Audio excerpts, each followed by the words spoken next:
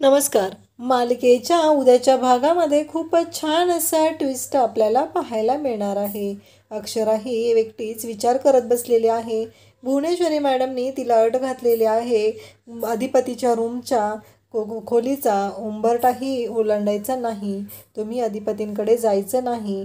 अक्षराला खूप वाईट वाटत आहे. एकतर अधिपतीला लागलेलं आहे आणि त्यात भुवनेश्वरीने हे सर्व बोललेले आहे.